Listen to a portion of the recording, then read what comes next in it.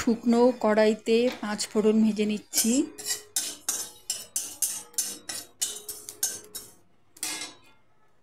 খুব একটা পুড়িয়ে ফেলবো না।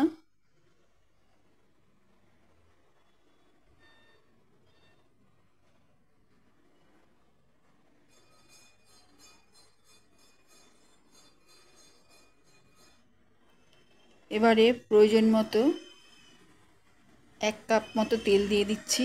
তার মধ্যে দিচ্ছি শুকনো লঙ্কা। এবার শুকনো লঙ্কাগুলোর মধ্যে তাকিয়ে দেখুন, যতক্ষণ না পর্যন্ত কালারটা চেঞ্জ হয়ে এরকম অবস্থায় আসে।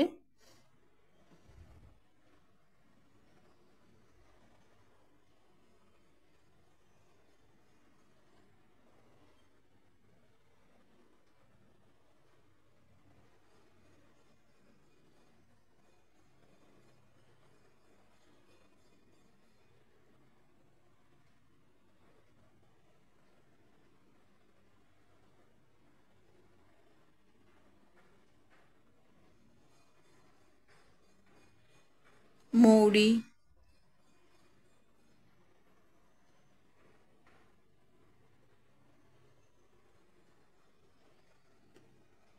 কাঁচা আম খোসা ফেলে টুকরো টুকরো করে আঁটি শুদ্ধ কেটে রাখা, কিন্তু ভিতরের যে আঁটির শাঁসটা সেটা ফেলে দেওয়া।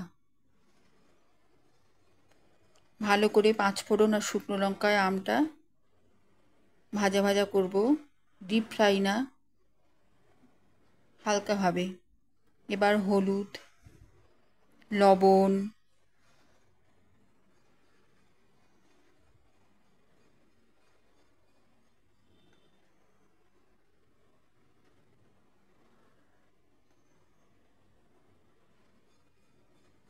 কাজু কিশমিশ,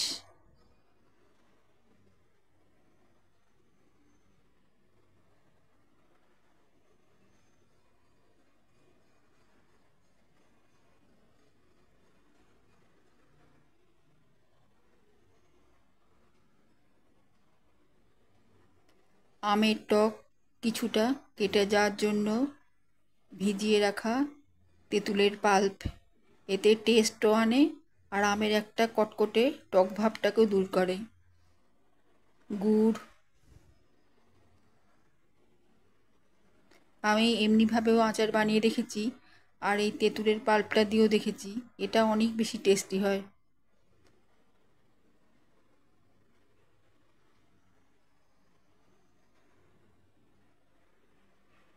একবারে পিলে চমকে যাওয়ার মতো টকটা থাকে না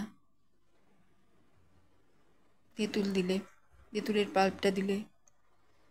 গুড় দেওয়ার পরে আমি দিলাম এর মধ্যে একটু স্বাদটা বাড়িয়ে নেওয়ার জন্য খেজুর আর আমসত্ত্ব। খেজুরের দানাগুলো ফেলে দিয়েছি আর আমসত্ত্বটা স্লাইস করে কেটে নিয়েছি। এতে একটা কালারও আসে আর একটা সুন্দর টেস্টও আসে।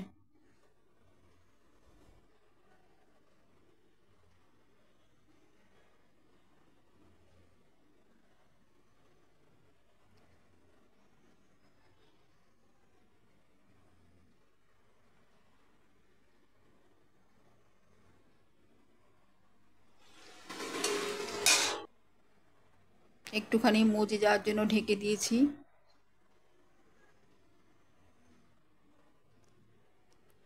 আমি যখন আমটা কাটি, আঁটি শুদ্ধ কাটতে গিয়ে আমার হাতটা কেটে গিয়েছিল, কাজেই হয়তো 2-1টা জায়গায় আমের আঁটির ভেতরের শাঁসটা থেকে গিয়েছে, এখানে দেখতে পাচ্ছি সেটা।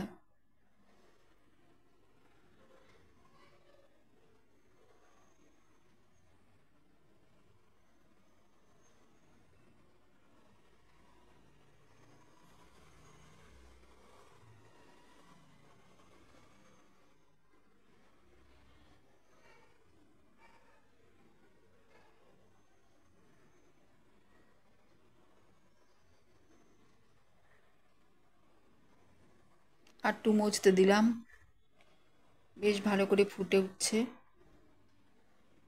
এটা রোদে দেওয়ার দরকারই পড়ে না, কেননা তেঁতুল আছে, তেঁতুলের টক আছে, আমের টক, তেঁতুলটাই প্রিজারভেটিভের কাজ করে এখানে। তাছাড়া এর মধ্যে 1 ফোঁটাও জল পড়েনি।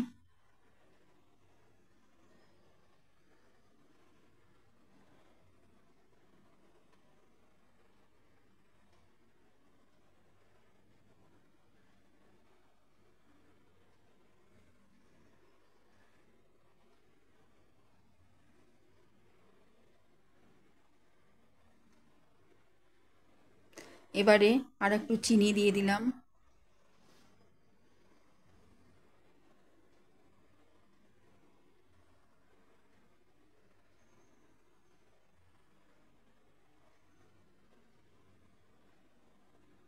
বেশ একটা জেলি জেলি ভাব চলে এসছে, চিনিটা গলে যাবে, আর একটু ঢাকা দিয়ে দেবো।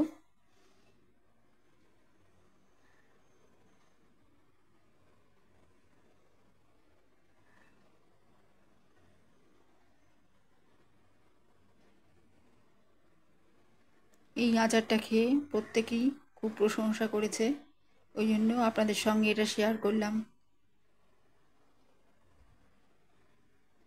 এবার পাঁচফোড়ন ভাজাটা দিয়ে দিলাম গুঁড়ো করে।